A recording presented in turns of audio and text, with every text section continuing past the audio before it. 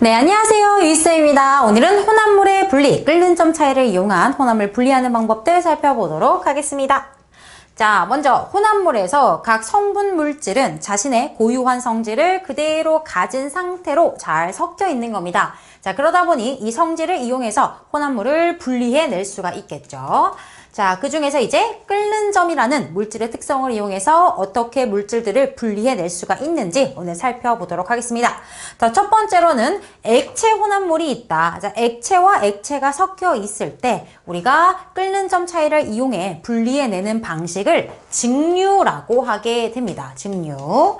자, 예를 들어서 A라는 액체 물질과 B라는 액체 물질이 이렇게 섞여 있어요. 섞여 있는데 예를 들어서 자, A라는 물질은 끓는 점이 굉장히 높습니다. 자, 끓는 점보다 온도가 올라가면 기체 상태로 존재할 거고요. 끓는 점보다 아래 온도에서는 액체 상태로 존재하겠죠. 이 온도라고 치면요. 자, B는 끓는 점이 좀 낮아요. 그래서 이 끓는 점 이거보다 올라가면 기체긴 한데 이거보다는 이제 액체로 존재하겠죠. 온도가 낮으면. 자, 그러면 이 두 물질이 액체 상태로 지금 섞여 있어요. 그러면 A도 액체여야 되고 B도 액체여야 한다는 소리니까 현재 온도는 B의 끓는 점보다 아래점, 지금 요 지점이라는 거예요. 요 지점이다 보니까 B도 액체로 존재하고 A도 액체로 존재한다는 거죠. 자, 그럼 이제 어떻게 하면 되겠어요? 얘를 온도를 높입니다. 자, 온도를 높여서 이 A와 B 끓는 점의 중간 정도로 온도를 맞추면 어떤 일이 일어날까요? 자, A는 아직도 액체로 존재할 거예요. A의 끓는 점에 도달을 하지 못했기 때문에 여전히 액체로 존재합니다만 B는 어때요? B는 끓는 점을 온도가 넘어섰기 때문에 이제 기체가 된단 말이에요. 그러니까 여기에 A라는 물질, B라는 물질이 섞여 있는데 온도를 높이다 보면 어떻게? A는 끓는 점이 높기 때문에 그대로 액체이지만 끓는 점이 낮은 물질은 먼저 끓어가지고 어떻게 기체가 돼서 빠져나온다는 거죠. 그러면 혼합물에서 B만 지 혼자 기체가 돼서 나왔으니까 혼합물에서 B를 분리해냈다라고 볼 수가 있는 거죠. 자, 그럼 이제 관을 잘 연결해서요. 이렇게 끓어나오는 기체 B를 잘 모아서 다시 냉각을 해준다면 액체로 또 모을 수가 있을 거 아니에요. 자, 이렇게 순수한 액체를 얻는 과정을 증류라고 하게 됩니다. 자, 그래서 어떻게 했다? 우리가 끓는 점의 차이를 이용했습니다. 자, 그런데 문제에서 어떤 물질의 특성을 이용했니? 그 끓는 점을 이용한 거죠. 자, 그 다음에 어떻게 했어요? 둘 다 액체였는데 온도를 조금 높이다 보니까 끓는 점이 어때? 끓는 점이 낮은 물질이 먼저 끓어가지고 기체가 돼서 나온 거잖아요. 분리가 된 거죠. 자, 그러면 이제 이 끓는 점 차이가 별로 차이가 안 나. 그러면 증류하기가 굉장히 어렵겠죠. 이게 너무 차이가 안 나면 B만 끓어야 되는데 막 조금 있으면 바로 금방 A가 끓어나오고 이러니까요. 그 끓는 점 차이가 클수록 분리가 더 잘 되겠다라는 거고요. 자, 이거는 쌤이 예시로 액체 A와 액체 B로 보여드렸는데 액체와 고체 혼합물에서도 가능합니다. 자, 예를 들어서 바닷물. 자, 바닷물에는 물에 NaCl, 소금, 염화나트륨 성분, 뭐 염화 마그네슘, 황산 마그네슘 뭐 여러 가지 물질이 녹아 있단 말이에요. 그렇게 액체와 고체 혼합물에서 어떻게 해요? 끓이면 끓는 점이 낮은 물부터 막 끓어나오면서 순수한 물만 분리해낼 수가 있거든요.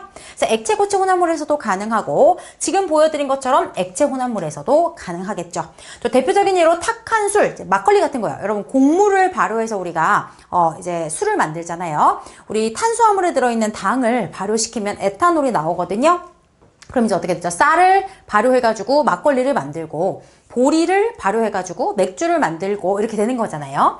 거기서 어떻게 증류를 하면은 이 탁한 이 술에서 찐 에탄올 성분만 뽑아내는 거야. 그렇게 해서 소주를 만들고, 그죠? 막걸리 증류하면 소주, 그 다음에 맥주를 증류하면 위스키 이렇게 되는 거죠. 와인을 증류하면 꼬냑 뭐 이렇게 되는 거예요, 여러분. 그죠? 그래서 곡물이나 우리가 당, 과일에 들어있는 당을 발효해서 이제 에탄올을 만들고 그게 이제 탁한 술이고요. 거기서 찐 알코올만 뽑아내서 이제 소주를 얻게 된다. 이것도 이제 증류로 이제 예시로 보시면 되겠습니다. 자, 그 다음에 이제 또 예시로 나온 게요. 물과 에탄올 혼합물의 분리인데, 자, 물은 끓는 점이 몇 도예요? 이제 100도 정도 되는 거고, 에탄올이 끓는 점이 한 78도 정도 되거든요. 그 물과 에탄올은 잘 섞이는 이제 액체 혼합물이 될 건데, 이렇게 잘 섞였을 때 어떻다? 끓이면 끓는 점이 낮은 누구부터 끓어 나오겠어요? 에탄올부터 끓어 나오겠죠. 그래서 끓는 점이 낮은 에탄올부터 먼저 끓어 나오고 물이 나중에 끓어 나온다. 자, 그럼 처음에 이제 한 상온 25도 정도 우리 실험실 여기서 이제 온도를 높이면 어떻게 되죠? 처음에 물과 에탄올 혼합물이 온도가 상승을 하게 됩니다. 자, 그러다가 이제 누구부터? 에탄올부터 끓어 나올 건데 우리가 이제 순물질과 혼합물을 구분하는 내용에서 이 혼합물들 있죠. 이렇게 섞여 있는 애들은 순수한 끓는 점보단 살짝 높은 온도에서 끓어 나오게 되어 있어요. 왜냐면 에탄올이 봐봐, 에탄올끼리만 있어. 에탄올끼리만 있으면 자기들끼리 손에 손잡고 붙들고 있는데 이제 열을 받으면 78도에서 딱 놓고 이거를 딱 놓고 78도에서 딱 놓고 나온단 말이에요. 근데 여기 물이 섞여 있잖아. 그럼 이제 에탄올끼리 있을 때 손에 손잡은 거 놓고 나오려고 하는데 물이 있어, 물. 그럼 물도 치우고 나와야 되잖아. 그러니까 여기 에탄올만 있을 때보다 물이 섞여 있기 때문에 살짝 78도보다 에탄올이 자신의 끓는 점인 78도보다 살짝 높은 온도에서 끓어 나온다는 거예요. 물이 섞여 있기 때문에, 방해하기 때문에. 자, 그리고 나서 혼합물이기 때문에 원래는 끓는 동안의 온도가 일정하게 유지돼야 되는데 혼합물이잖아요. 혼합물이니까 에탄올이 계속 끓어나가고 있는데 에탄올이 끓어 나가면 나갈수록 어때? 이 안에서 물의 존재감이 커져. 물은 안 나가거든. 그지? 근데 에탄올은 계속 나가. 그럼 에탄올 입장에서 우리 팀은 계속 나가. 근데 물은 그대로야. 그러니까 물이 우리 에탄올들 끓어나가는 거를 방해하는 그 영향력이 정도가 세질 거 아니에요. 그러니까 계속해서 더 높은 온도에서 더 높은 열 에너지를 가져야지만 끓어나갈 수 있다는 거거든요. 그래서 계속 온도가 올라간다. 그래서 물의 온도가 이제 높아지는 거고요. 여기서 이제 대부분 에탄올이 다 끓어나가고 나면 여기서 이제 물만 남겠죠. 물의 온도가 올라갑니다. 자, 근데 여기서도 이제 가끔 문제에서 나오는 것들이 에탄올이 비해서 100% 다 끓어나갔느냐? 물론 이제 거의 다 끓어나갔지만 아주 소량의 에탄올이 물 때문에 그 물 속에 가려져가지고 못 나간 애들이 살짝 있을 수 있겠죠. 그래서 여기 C는요, 온도가 쭉 올라가는 구간이어서 사실은 상태 변화, 즉 끓어나가는 구간이 아니에요. 그쵸? 잘 끓어나가는 구간은 아니지만 B에서 미처 끓어나가지 못한 소량의 에탄올이 끓어나갈 수 있다는 거예요. 그리고 소량의 물론 물은 100도에서 끓지만 그치만 에탄올한테 묻혀가지고 아주 소량 조금 나갈 수도 있다는 얘기예요. 그죠? 아주 소량은 그럴 수도 있다 정도만 알아두시면 돼요. 자, 그리고 이제 100도가 되면 물이 끓는 점에서 끓어 나온다. 그래서 이렇게 액체 혼합물에서는 우리가 이제 가열을 하면서 온도를 높여주면 이렇게 끓는 점이 낮은 물질부터 끓어 나오게 된다라는 거고요. 자, 끓는 점 차이를 이용해서 잘 섞이는 이런 액체 혼합물들을 분리해낼 수가 있다라는 겁니다. 자, 그럼 이제 다음 장으로 넘어가 보도록 할게요. 자, 원유 나왔습니다. 자, 원유는 우리가 이제 자연에서 얻은 기름인데 혼합물입니다. 여러 가지 종류의 기름이 섞여 있는데요.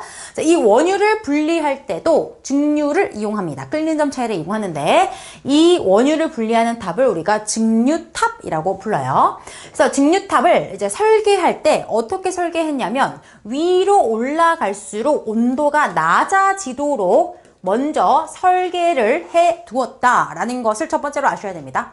쌤이 이제 설명을 할 건데, 왜 위로 가면 온도가 내려가요? 이러면 안 돼. 증류탑은 일부러 우리가 이 상태 변화를 이용하기 위해서 위로 갈수록 어떻게 했다고? 위로 갈수록 온도가 낮아지게끔 만든 탑이야. 알겠지? 원래 그렇게 만들어 놓은 탑이야.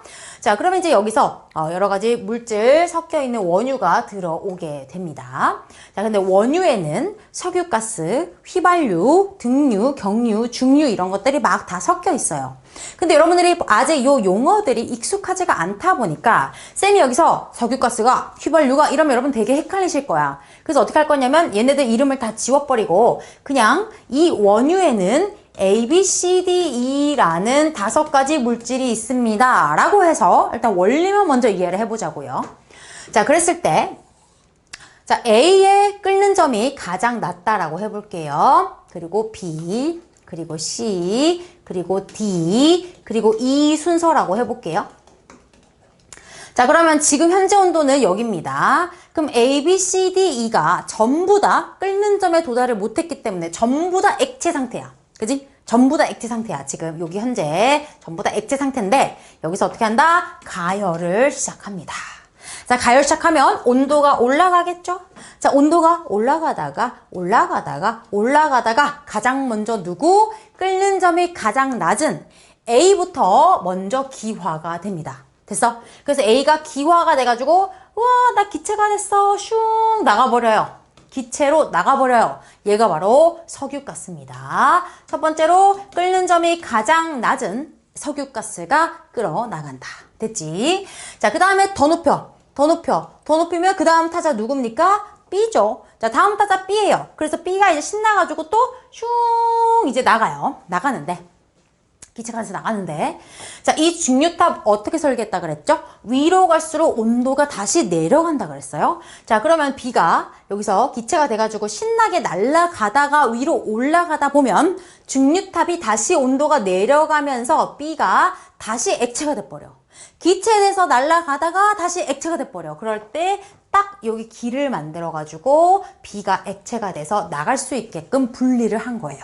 이해됐어? 얘가 바로 휘발유입니다. 휘발유, B 휘발유. 자, 그래서 그 다음에 온도를 더 높이면 그 다음 타자 누구야? C지? C가 또 기체가 돼가지고 슝 날아갑니다. 날아가다 보면은 중류탑 온도가 다시 내려가면서 어떻게 해요? C만 이렇게 분리가 된다는 거죠. 얘가 등유. 그 다음 누구겠어요? D 경유. 그 다음 누구겠어요? E 중유. 이런 식으로 온도를 높여주면 기체가 돼서 끓는 점 이상의 온도에서 기체가 돼서 날아가다가 어떻게 한다? 온도가 낮아지니까 위로 올라갈수록 온도가 낮아지니까 다시 액체가 돼가지고 분리가 되더라. 이게 바로 원유 중류탑의 그 원리가 되겠습니다.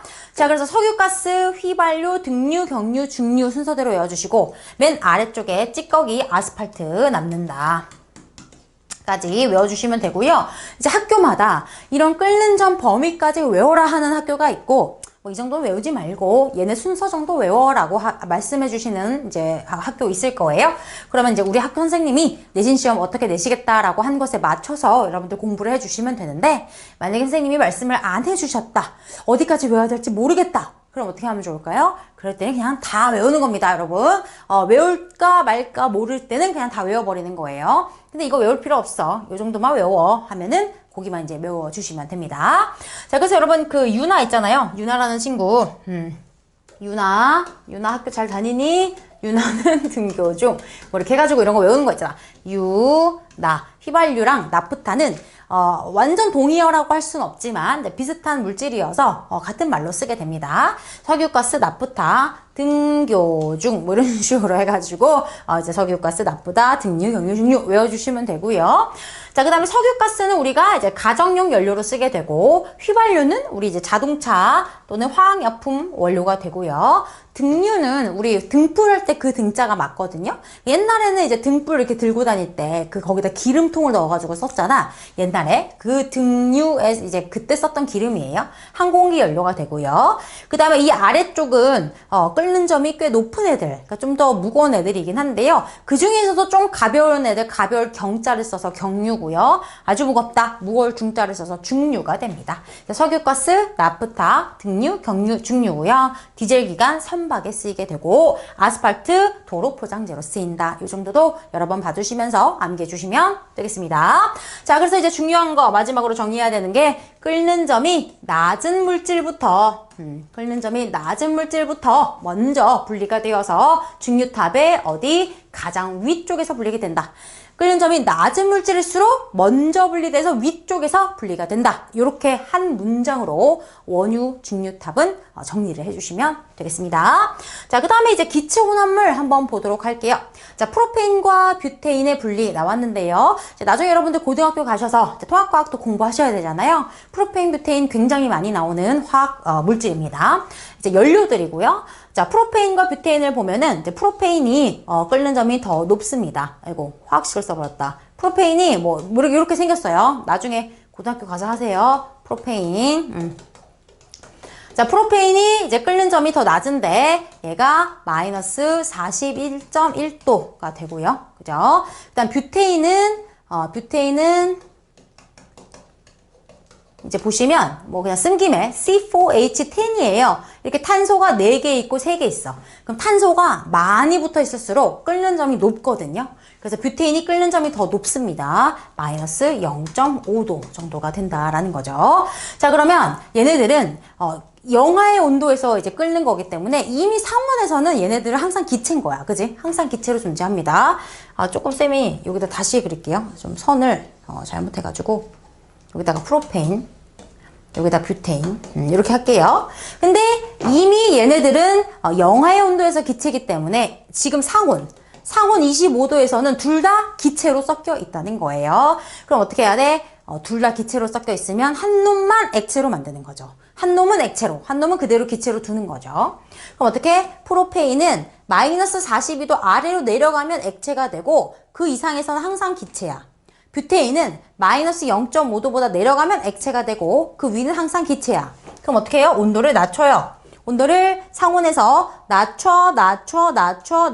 낮추는 순간 뷰테인의 끓는 점 마이너스 0.5도씨보다 내려가면서 뷰테인이 액체로 바뀐단 말이에요. 그죠? 근데 프로페인은 그대로 기체로 존재하잖아요. 그러니까 요 중간 범위의 온도로 맞춰주는 겁니다. 그러면 뷰테인은 액체로 존재할 거고 프로페인은 기체로 존재하면서 분리가 되겠죠. 그래서 어떻게 얘를 이제 어느 정도 마이너스 어딨어? 마이너스 0.5도씨보다는 낮아야 되고 온도가 그 다음에 마이너스 42.1도보다는 높아야 돼. 요 중간 범위의 온도로 만들어주면 분리가 된다는 거고요. 자, 얼음은 0도에서 그냥 녹아버리기 때문에 이 영하로 만들 수는 없거든요. 근데 이 얼음에다가 소금을 집어넣으면 이제 영하 마이너스 17도까지 온도를 낮출 수가 있어요. 그래서 소금을 넣은 이제 얼음에다가 집어넣으면 여기 마이너스 한 17도 정도로 이제 낮춰지면서 누구만 뷰테인만 액체로 바뀌어서 뷰테인 액체로 분리할 수가 있다라는 것 보시면 되겠습니다. 자, 이렇게 해서 우리가 이제 어떻게 했죠? 액체와 고체 혼합물, 그리고 잘 섞이는 액체 혼합물, 그리고 기체 혼합물에서 끓는 점 차이를 이용해서 물질을 분리하는 내용 살펴봤고요. 쌤이랑 또 다음 영상에서 다시 만나도록 하겠습니다. 고생하셨습니다.